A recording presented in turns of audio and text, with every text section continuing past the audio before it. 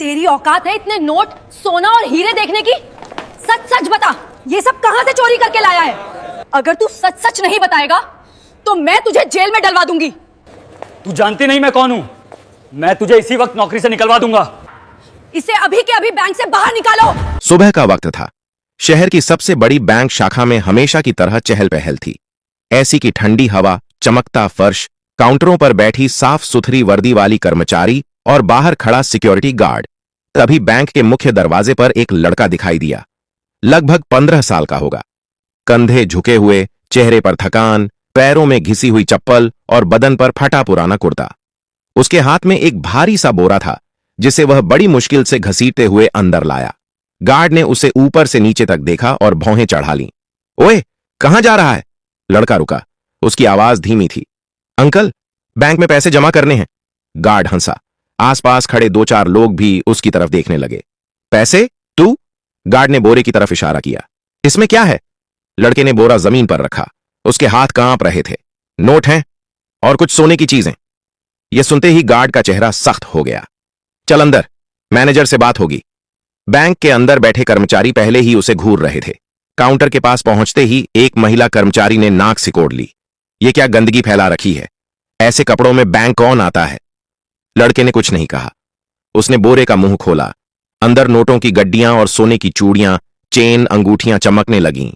एक पल के लिए पूरे काउंटर पर सन्नाटा छा गया। फिर सवालों की बौछार शुरू हो गई। इतना पैसा कहां से आया? सच सच बता, चोरी किया है ना? किसके घर से उठाया है ये सब? लड़का घबरा गया। उसकी आंखें भर आईं। मैंने चोरी नहीं की, कसम से नहीं। गार्ड ने कड़क आवाज में कहा। झूठ मत बोल, तेरी शक्ल देखकर ही लग रहा है। लड़का बोरे को कसकर पकड़ लिया, जैसे कोई उससे छीन लेगा। एक दिन मैं कूड़ा बिन रहा था रेलवे के पास। वहां एक बोरा पड़ा मिला, खुला हुआ था। इसमें यही सब था। मैंने किसी का नाम लिखा ढूंढा, कोई कागज नहीं मिला। मैंने पुलिस के बारे में सोचा, लेकिन उसकी आवाज टूट गई। मेरी मां बहुत बीमार है। अस्पताल वाले कह रहे हैं कैश नहीं लेंगे, पहले बैंक में जमा करो। इसीलिए मैं यहां आया हूं। कुछ लोग हंस पड़े। वाह, कहानी भी बना ली। महिला कर्मचारी ने तिरछी नजर से देखा। अगर यह सब तेरा नहीं है तो तू यहां क्यों लाया? पुलिस को बुलाएं? यह सुनते ही लड़का डर गया। प्लीज पुलिस मत बुलाइए, मेरी मां अकेली है। अगर मैं फंस गया तो? वह बोल नहीं पाया। उसकी आंखों से आंसू गिरने लगे। बैंक के अंदर खड़े लोग उसे ऐसे देख रहे थे जैसे वह कोई अपराधी हो। किसी ने यह नहीं सोचा कि इतना छोटा लड़का इतना भारी बोरा लेकर क्यों आया होगा। किसी ने यह नहीं पूछा कि उसकी मां कैसी है।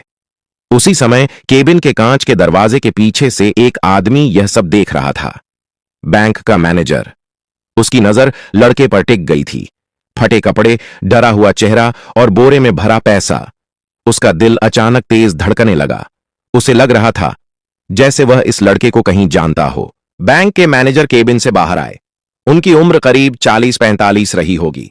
चेहरे पर सख्ती थी, लेकिन आंखों में कुछ अलग सा ठहराव। उन्होंने एक बार पूरे हाल पर नजर डाली, फिर सीधे उस लड़के की तरफ देखा। क्या हो रहा है यहां? उनकी आवाज शांत थी, लेकिन असरदार। महिला कर्मचारी तुरंत बोली, सर, यह लड़का बोरा भरकर नोट और सोना लेकर आया है। कह रहा है जमा करना है। शक है कि चोरी का माल है। मैनेजर ने लड़के को पास बुलाया। तुम्हारा नाम? राहुल। लड़के ने सिर झुकाकर कहा। पूरी बात बताओ, धीरे धीरे।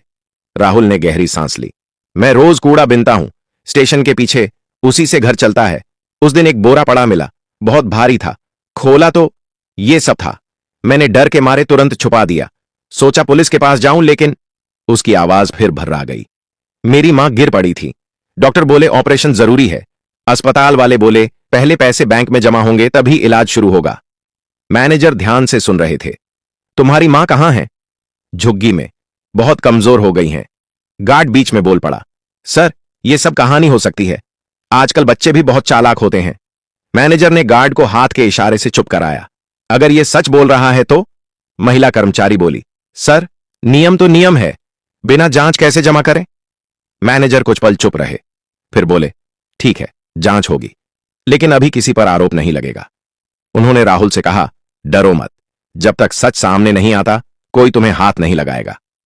राहुल ने पहली बार सिर उठाकर उनकी तरफ देखा। उसकी आंखों में डर के साथ उम्मीद भी थी। मैनेजर ने बोरे की तरफ देखा। नोट पुराने नहीं लग रहे थे, सोने की चीजें भी असली लग रही थीं। तुमने इनमें से कुछ भी खर्च नहीं किया? नहीं सर, कसम से। मैनेजर के मन में अजीब सी हलचल होने लगी। लड़के की आंखें, उसकी आवाज, कहीं कुछ जाना पहचाना सा लग रहा था। उन्होंने स्टाफ से कहा, पैसे गिनकर अलग रखो, लॉकर में रखे जाएंगे, कोई हाथ नहीं लगाएगा। फिर राहुल से बोले, तुम मेरे साथ केबिन में आओ। केबिन के अंदर सन्नाटा था। राहुल कुर्सी के किनारे बैठ गया, जैसे कहीं उसे बैठने का हक ना हो। तुम्हारी उम्र कितनी है? 15। पिता? राहुल चुप हो गया। पता नहीं, मां ने कभी नहीं बताया। यह सुनकर मैनेजर की उंगलियां कुर्सी की बांह पर कस गईं। तुम्हारी मां का नाम? सीमा। यह नाम सुनते ही मैनेजर के चेहरे का रंग बदल गया। एक पल के लिए उनकी सांस रुक गई। सीमा, उन्होंने खुद से जैसे दोहराया। राहुल को कुछ समझ नहीं आया। सर क्या हुआ? मैनेजर ने खुद को संभाला। कुछ नहीं, बस तुम्हारी मां से मिलना चाहता हूं। राहुल घबरा गया। क्यों सर, मैंने कुछ गलत किया क्या? मैनेजर ने धीरे से कहा, नहीं, शायद बहुत साल पहले मैंने भी कुछ गलत किया था। केबिन के बाहर बैंक का शोर जारी था, लेकिन अंदर एक ऐसा सच करवट ले रहा था जिसे अभी किसी ने पूरी तरह पहचाना नहीं था। मैनेजर ने उसी वक्त अपनी गाड़ी मंगवाई। राहुल घबराया हुआ था। सर, मेरी मां को कुछ मत कहना, वो बहुत बीमार है। मैनेजर ने पहली बार उसके कंधे पर हाथ रखा। डरो मत, अगर तुम सच बोल रहे हो तो आज तुम्हारी मां को मदद मिलेगी। गाड़ी शहर की साफ सड़कों से निकलकर कच्ची गलियों में घुस गई। आसपास नालियां, टूटी झोपड़ियां और बदबू। राहुल की दुनिया यहीं थी। मैनेजर खामोशी से सब देख रहा था। हर मोड़ पर उसका दिल और भारी होता जा रहा था। एक छोटी सी झुग्गी के सामने राहुल रुका। यहीं है। अंदर से खांसी की कमजोर आवाज आ रही थी। राहुल भागकर अंदर गया। मां, मैं आ गया। झुग्गी के अंदर अंधेरा था। एक कोने में पतली सी औरत चटाई पर लेटी थी, चेहरा पीला, आंखें धंसी हुई। उसने राहुल को देखा और हल्की सी मुस्कान आई। इतनी देर क्यों हो गई बेटा? फिर उसकी नजर बाहर खड़े आदमी पर पड़ी। ये कौन है? मैनेजर अंदर आया। उसकी नजर औरत के चेहरे पर टिक गई। अगले ही पल उसके पैर जैसे जमीन से चिपक गए। सीमा, उसके मुंह से बस यही निकला। औरत ने ध्यान से देखा, कुछ सेकंड तक देखती रही, फिर उसकी आंखें फैल गईं। आदित्य, आवाज कांप रही थी। राहुल दोनों को देख रहा था। आप दोनों एक दूसरे को जानते हैं? कमरे में सन्नाटा छा गया। मैनेजर की आंखें नम हो गईं। मैं तुम्हारा पिता हूं।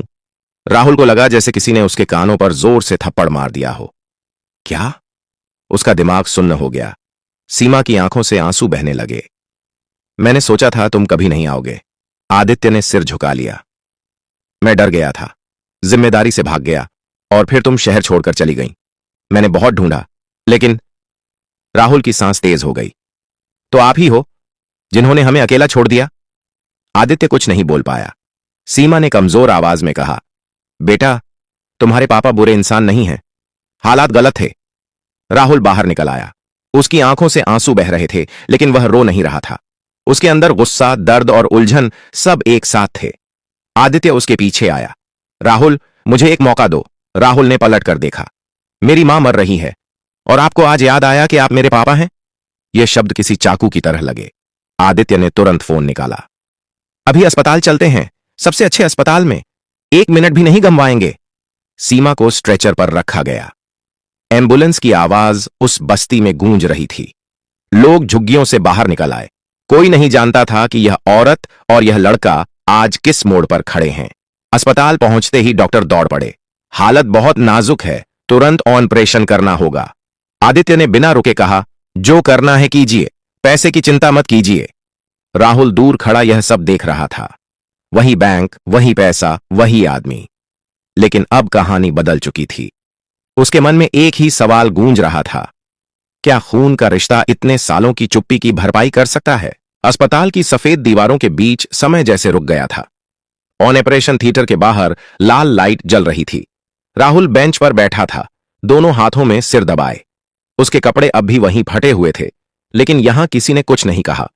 फिर भी उसे लग रहा था जैसे हर कोई उसे देख रहा हो। आदित्य कुछ दूरी पर खड़ा था, फोन कान से लगा हुआ। हां, जो भी डॉक्टर्स मांगे सब अरेंज करो। हां, तुरंत। फोन काटकर वह राहुल के पास आया। डॉक्टर अच्छे हैं, सब ठीक हो जाएगा। राहुल ने सिर उठाकर देखा। उसकी आंखें लाल थीं। अगर कुछ हो गया ना, तो मैं आपको कभी माफ नहीं करूंगा। आदित्य ने बिना बुरा माने कहा, अगर कुछ हो गया तो मैं खुद को भी माफ नहीं कर पाऊंगा। दोनों फिर चुप हो गए। कई घंटे बीत गए। हर मिनट भारी लग रहा था। राहुल को याद आ रहा था कैसे उसकी मां रात को दर्द में भी मुस्कुरा देती थी, कैसे उसने कभी अपने लिए कुछ नहीं मांगा, और आज वह जिंदगी और मौत के बीच थी। अचानक ऑपरेशन थिएटर का दरवाजा खुला। डॉक्टर बाहर आए। ऑपरेशन सफल रहा है, लेकिन अगले 24 घंटे बहुत जरूरी हैं। राहुल की आंखों से आंसू बह निकले। उसने राहत की सांस ली। मैं उनसे मिल सकता हूं? अभी नहीं, थोड़ी देर बाद। आदित्य ने पहली बार राहुल के सिर पर हाथ रखा। राहुल ने हटाया नहीं। इसी बीच बैंक में हंगामा मचा हुआ था। बोरा भरकर आए पैसे और सोने की खबर फैल चुकी थी। कर्मचारी फुसफुसा रहे थे। वही लोग जो सुबह राहुल पर शक कर रहे थे, अब डरे हुए थे। महिला कर्मचारी ने गार्ड से कहा, अगर यह सच में मैनेजर का बेटा निकला तो? गार्ड का चेहरा उतर गया। तो हम गए। आदित्य ने अस्पताल से ही बैंक के सीनियर ऑफिस को फोन किया। आज बैंक में जो हुआ उसकी पूरी रिपोर्ट चाहिए, कोई बात छुपाई नहीं जाएगी। उसकी आवाज में अब नरमी नहीं थी। शाम को राहुल को आईसीयू के बाहर खड़ा किया गया। कांच के उस पार उसकी मां लेटी थी। मशीनों की आवाजें आ रही थीं। वह पहली बार इतना बेबस महसूस कर रहा था। आदित्य उसके पास आकर बोला, मैं जानता हूं तुम मुझसे नाराज हो, होना भी चाहिए। राहुल ने बिना देखे कहा, नाराज नहीं हूं, बस खाली हूं, जैसे अंदर कुछ टूट गया हो। आदित्य के पास इसका कोई जवाब नहीं था। कल, आदित्य बोला, कल हम फिर बैंक जाएंगे। राहुल चौंका। क्यों? क्योंकि जो हुआ उसका हिसाब होना चाहिए, और क्योंकि अब तुम भागने वाले नहीं हो। राहुल ने पहली बार उसकी तरफ देखा। और मेरी मां? जब तक वो पूरी तरह ठीक नहीं हो जाती, मैं यहीं रहूंगा। उस रात राहुल अस्पताल के फर्श पर ही सो गया। पहली बार उसे पेट भर खाना मिला, लेकिन मन भरा नहीं था। सपने में उसे फिर वही बोरा दिखा, लेकिन इस बार बोरे में पैसा नहीं था, सवाल थे। सुबह होते होते एक बात साफ थी, आज सिर्फ बैंक नहीं, कई चेहरे बेनकाब होने वाले थे। अगली सुबह राहुल की नींद अस्पताल की हलचल से खुली। नर्सें आ जा रही थीं, मशीनों की आवाजें लगातार चल रही थीं। उसकी मां अब होश में थी, आंखें कमजोर थीं, लेकिन राहुल को देखते ही हल्की सी मुस्कान आ गई। डर गया था क्या? मां ने धीमे से पूछा। राहुल ने सिर हिला दिया। अब सब ठीक हो जाएगा मां। वह झूठ नहीं बोल रहा था। पहली बार उसे ऐसा लग रहा था कि हालात उसके हाथ से पूरी तरह फिसल नहीं रहे। कुछ देर बाद आदित्य आया। आज उसने साधारण कपड़े पहने थे, न कोई रौब, न कोई दिखावा। डॉक्टर ने कहा है खतरा टल गया है। राहुल ने राहत की सांस ली। चलो, आदित्य बोला, अब बैंक चलते हैं। राहुल का दिल तेज धड़कने लगा। वही जगह, वही लोग, वही नजरें। फर्क सिर्फ इतना था कि आज वह अकेला नहीं था। बैंक के बाहर मीडिया खड़ी थी, कैमरे, माइक, सवाल। सर, कल जो घटना हुई उस पर आपका क्या कहना है? क्या सच में वह लड़का आपका बेटा है? आदित्य ने किसी को जवाब नहीं दिया, सीधे अंदर चला गया। राहुल उसके साथ साथ था। बैंक के अंदर सन्नाटा छा गया। वही कर्मचारी, वही काउंटर, महिला कर्मचारी और गार्ड, दोनों के चेहरे उतरे हुए थे। किसी की हिम्मत नहीं हो रही थी नजर मिलाने की। आदित्य ने सभी स्टाफ को इकट्ठा होने को कहा। कल जो हुआ वह सिर्फ एक लड़के के साथ नहीं हुआ, वह हमारे सिस्टम की सच्चाई थी। उसने राहुल की तरफ इशारा किया। यह मेरा बेटा है, लेकिन अगर यह मेरा बेटा न भी होता तब भी इसके साथ हुआ व्यवहार गलत था। महिला कर्मचारी की आंखों में आंसू आ गए। सर, हमसे गलती हो गई। आदित्य ने उसे बीच में रोक दिया। गलती तब होती है जब बिना सोचे कुछ हो जाए। यहां सोचकर अपमान किया गया। गार्ड का सिर झुका हुआ था। आदित्य ने साफ शब्दों में कहा, आप तीनों को तत्काल प्रभाव से निलंबित किया जाता है, जांच पूरी होने तक। पूरा बैंक खामोश था। फिर आदित्य ने राहुल से कहा, तुम्हें कुछ कहना है? राहुल आगे बढ़ा। उसकी आवाज कांप रही थी, लेकिन शब्द साफ थे। मैं चोर नहीं हूं, मैं सिर्फ अपनी मां को बचाना चाहता था। अगर मेरे कपड़े अच्छे होते तो शायद आप लोग मुझसे ऐसे बात नहीं करते। कई कर्मचारियों की नजरें झुक गईं। राहुल ने बोरे की तरफ देखा जो अब टेबल पर रखा था। यह पैसा आज भी मेरा नहीं है, जिसने भी खोया है उसे लौटाया जाएगा। आदित्य ने सिर हिलाया। और जब तक असली मालिक नहीं मिलता यह पैसा सुरक्षित रहेगा। बैंक के बाहर खड़े लोग यह सब देख रहे थे। वही लड़का जिसे कल दुत्कारा गया था, आज सच के साथ खड़ा था। राहुल को पहली बार लगा कि उसकी आवाज सुनी जा रही है, लेकिन उसके मन में अब भी एक सवाल था, क्या एक दिन की इंसाफ की कहानी सालों के दर्द को मिटा सकती है? बैंक से निकलते समय राहुल के कदम भारी थे। आज उसे इंसाफ मिला था, लेकिन मन के भीतर कई गांठें अब भी खुलनी बाकी थीं। आदित्य ने चुपचाप उसके साथ चलना ठीक समझा। न कोई सवाल, न कोई सफाई। अस्पताल लौटते ही डॉक्टर ने बताया कि राहुल की मां की हालत स्थिर है, लेकिन पूरी तरह ठीक होने में समय लगेगा। दवाइयां, देखभाल और आराम जरूरी था। राहुल ने राहत की सांस ली। शाम को आदित्य ने पुलिस को बैंक बुलाया। बोरे में मिले पैसे और सोने की पूरी जानकारी दी गई। जब तक असली मालिक नहीं मिलता, यह सब सरकारी कस्टडी में रहेगा, इंस्पेक्टर ने कहा। राहुल को थोड़ी घबराहट हुई। अगर मालिक कभी नहीं मिला तो? आदित्य ने जवाब दिया, तो कानून अपना फैसला करेगा, लेकिन तुम्हें डरने की जरूरत नहीं है, तुमने सही किया। पुलिस ने राहुल से भी सवाल पूछे। उसने वही बात दोहराई जो पहले बता चुका था। स्टेशन के पास कूड़ा बिनते वक्त बोरा मिलना, घर ले जाना, किसी कागज या पहचान का न मिलना और फिर मां की तबीयत बिगड़ना। इंस्पेक्टर ने गौर से सुना। तुमने इसे बेचने की कोशिश क्यों नहीं की? राहुल ने सीधा जवाब दिया, क्योंकि यह मेरा नहीं था। यह सुनकर इंस्पेक्टर ने आदित्य की तरफ देखा और सिर हिलाया। अगले कुछ दिनों में खबर फैल गई। लोग राहुल के बारे में बात करने लगे। कोई उसे ईमानदार कह रहा था, कोई किस्मत वाला, लेकिन राहुल को इन बातों से ज्यादा फर्क नहीं पड़ता था। उसकी दुनिया अभी भी उसी अस्पताल के कमरे तक सिमटी हुई थी। एक दिन अचानक पुलिस का फोन आया। बोरे के असली मालिक का पता चल गया है। आदित्य और राहुल दोनों थाने पहुंचे। वहां एक बुजुर्ग दंपति बैठे थे। उनकी आंखें लाल थीं। वह बोरा हमारा है, आदमी बोला। हमने जमीन बेचकर पैसे और जेवर रखे थे।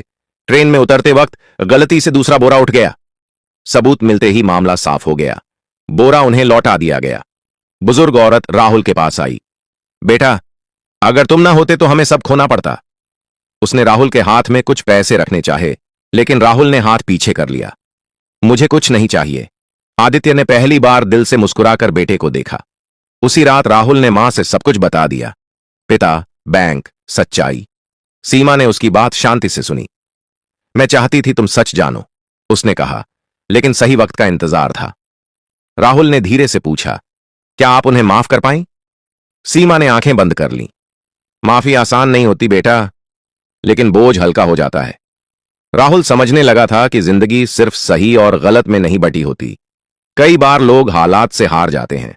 अब कहानी अपने आखिरी मोड़ की तरफ बढ़ रही थी, लेकिन अभी एक फैसला बाकी था। राहुल का भविष्य किस दिशा में जाएगा? अस्पताल से छुट्टी का दिन आया तो राहुल को अजीब सा लग रहा था। झुग्गी में लौटने की जरूरत नहीं थी। आदित्य ने शहर के एक शांत से इलाके में छोटा सा फ्लैट दिलवा दिया था। ज्यादा बड़ा नहीं, लेकिन साफ, सुरक्षित और रोशनी से भरा हुआ। सीमा खिड़की के पास खड़ी होकर बाहर देख रही थी। इतनी शांति की आदत नहीं है, उसने हल्की मुस्कान के साथ कहा। राहुल चुप था। उसके अंदर खुशी और डर दोनों साथ थे। मां, अब सब बदल जाएगा ना? सीमा ने उसका हाथ थाम लिया। बाहरी चीजें बदलेंगी, इंसान वहीं रहेगा अगर तुम चाहो तो। आदित्य ने राहुल का एडमिशन एक अच्छे स्कूल में करवाया। फॉर्म भरते वक्त एक सवाल आया, पिता का नाम। कलम कुछ सेकंड हवा में रुकी रही। अगर तुम चाहो तो, आदित्य ने धीरे से कहा। राहुल ने कागज देखा, फिर मां की तरफ। मैं अपना नाम नहीं बदलूंगा, मैं राहुल ही रहूंगा। आदित्य ने बिना बहस सिर हिला दिया। ठीक है। स्कूल का पहला दिन आसान नहीं था। नए कपड़े थे, नई किताबें थीं, लेकिन पुराने डर भी साथ थे। कुछ बच्चे उसे अजीब नजरों से देख रहे थे। किसी को पता चल गया था कि वह वही लड़का है जिसकी खबर टीवी पर आई थी। एक लड़के ने पूछा, तू सच में कूड़ा बिनता था? राहुल ने सीधा जवाब दिया, हां, और अब पढ़ता हूं। बस इतना ही। धीरे धीरे चीजें बदलने लगीं। राहुल पढ़ाई में अच्छा निकला। उसे हिसाब पसंद था, शायद इसलिए कि उसने जिंदगी का हिसाब बहुत कम उम्र में सीख लिया था। आदित्य अक्सर चुपचाप दूर से उसे देखता।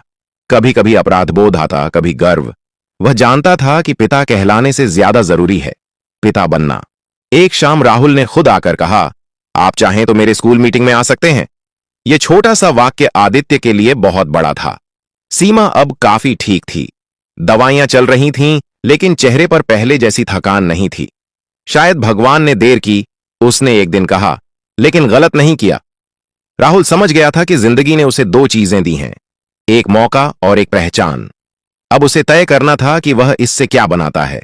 अगर यह कहानी आपको दिल से छू गई हो तो वीडियो को लाइक जरूर करें। ऐसी ही सच्ची भावनाओं से भरी कहानियों के लिए हमारे चैनल को सब्सक्राइब करना न भूलें। कमेंट बॉक्स में हमें जरूर बताइए आप किस शहर या गांव से यह कहानी देख रहे हैं। आपका एक कमेंट हमें और बेहतर कहानियां लाने की ताकत देता है। धन्यवाद। Hey everyone, make sure to subscribe to Shreya Shreya Studio for amazing content.